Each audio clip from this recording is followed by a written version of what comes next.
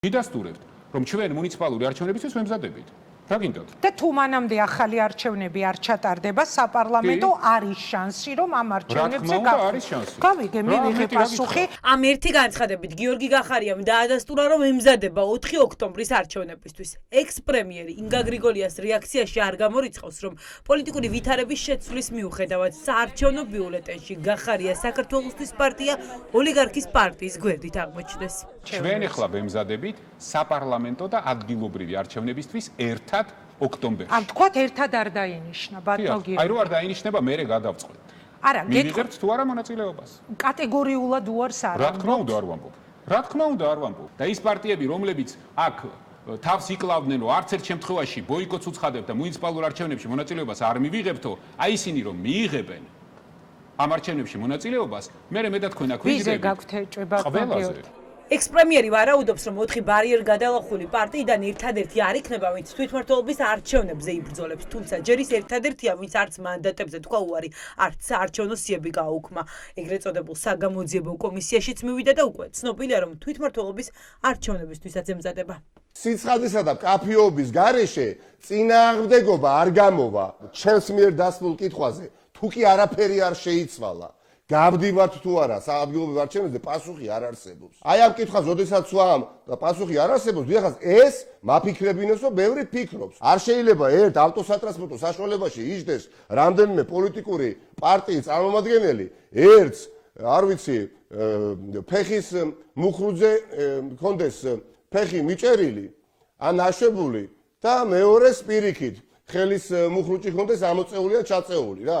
საპირისპირო მოქმედებებს არ უნდა ვასრულებდე. ხაზარაძის გუნდის წევრები ფიქრობენ, რომ ახლა ყველა რესურსი რეალურმა ოპოზიციამ ივანიშვილის რეჟიმის არაღიარებისკენ უნდა მიმართოს და ყველა პარტიის მთავარი ამოცანა ახალი საპარლამენტო არჩევნების მიღწევა და სინდისის პატიმრების გათავისუფლება უნდა იყოს. ეს ეხლა განაცხადი, რომ უპირობოდ ვინმე აპირებს მონაწილეობის მიღებას ადგილობრივ არჩევნებში არის ნაადრევი, ნაჩქარევი და არ ემსახურება იმ ინტერესებს, რასაც ქვია ხალხის მოთხოვნების შესრულება.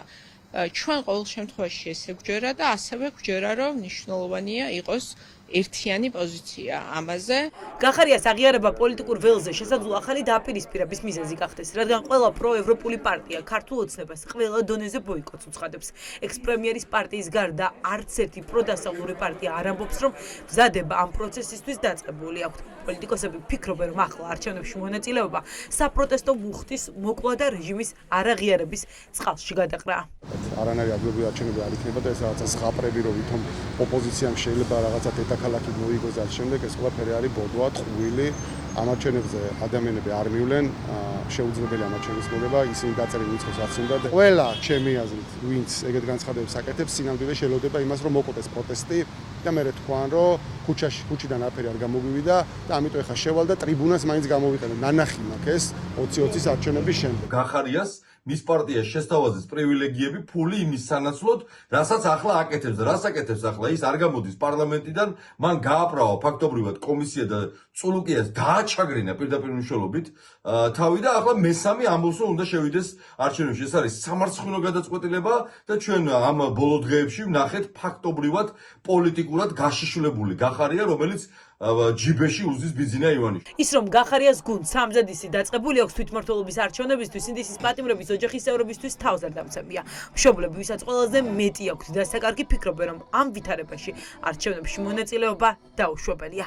არჩევნებამდე თუ მივა საქმე აუცილებლად ისეთ დრაკონულ კანონებს დაამატებენ, რომ არანაირი შანსი არ ექნება ოპოზიციას რომელიმე ქალაქი მოიგოს და რომც მოიგოს არ დაუწერენ უბრალოდ და ისე როგორც გააყალბეს და მოპარეს, ისე გაუკეთებენ და ვერც ვერაფერს დაიცავენ ამ რეჟიმის პირობებში. თუ რომელიმე პარტია მიიღებს ადგილობრივ არჩევნებში მონაწილეობას, ალბათ ქუჩა-ქუჩა ვივლის საყვირით და ვიძახებ, რომ არც ერთი არ მივიდეს არჩევნებზე, არავინ არ მივიდეს საერთოდ. და ეს იქნება მერე პატივისცემა თავიანთი ამომრჩევლის. სულ ცოტა დრო რჩება საბოლოო პასუხის გაცხადებამდე. რა გადაწყვეტს თვითმმართველობის არჩევნებში პარტიების მონაწილეობა, სამკითხოს პასუხი მალე გაეცემა. რეჟიმს თვითმმართველობის არჩევნები 4 ოქტომბერს აქვს ჩანიშნული.